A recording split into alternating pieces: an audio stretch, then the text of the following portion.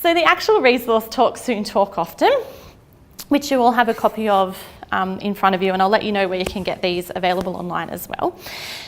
Talk Soon, Talk Often was commissioned by the Western Australia Department of Health, and it was La Trobe University down in Melbourne who did the research and compiled the resource. As you can see, as far as resources go, this is actually a fairly nice resource, and there's a reason for it.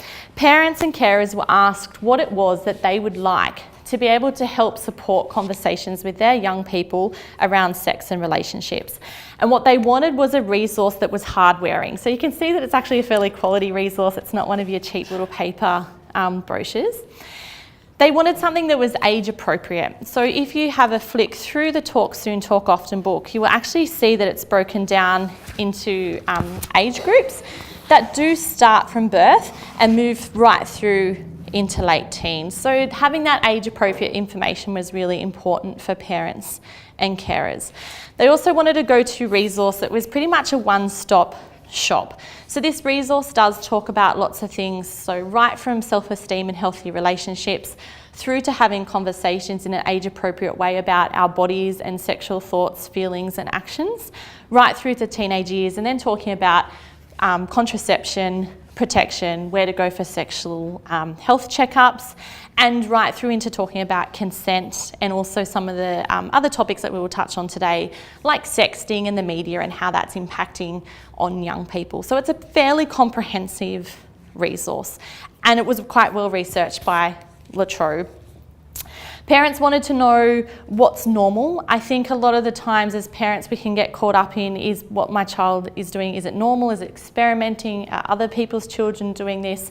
So this resource can be quite reassuring for parents or carers that yes, some of those behaviours are definitely normal. Some of them may not be as normal, and you can find out more about that when it comes to those sexual behaviours. It also provides parents and carers a chance to share their values with their young people around things like relationships and connection with other people. I think values and beliefs is really important when it comes to our sexual health, because the values that we have really reflect on how it is that we care for ourselves, and that's extremely important when it comes to young people and sexual health. It's also about opening up those communication channels. So how do I start to communicate with my young person around these issues? How do I keep those communication channels open? How do I keep that young person coming back to me if they do face challenges or difficulties? And again, really reflecting on that trust and rapport that you can build with them. The book was very much around having clear messages and also being able to refer parents and carers onto other resources or other points of information and contact should you need it, and we'll talk more about those resources as well. I guess also knowing how to deal with sexual information. It is one of those topics that can be difficult for us to have a conversation with young people about, but it needn't be, okay? If we break down some of our own barriers around that, our own feelings of embarrassment or shame around having those conversations, young people will feel more comfortable coming to speak to us, and there should be no shame around having sexual health conversations. So where can you get a copy of the resource? There is a PDF available online through the Western Australia Department of Health. The link is up there for you to be able to access that.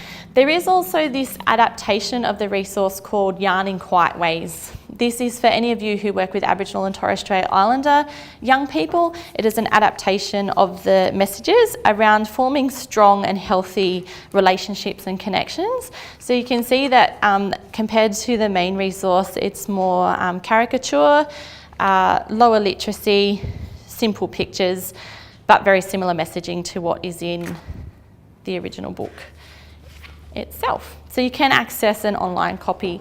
If you get in contact with the Department of Health in Western Australia, also through the same webpage, you are able to order up to 10 hard copies of either of these resources and have them sent out to your service.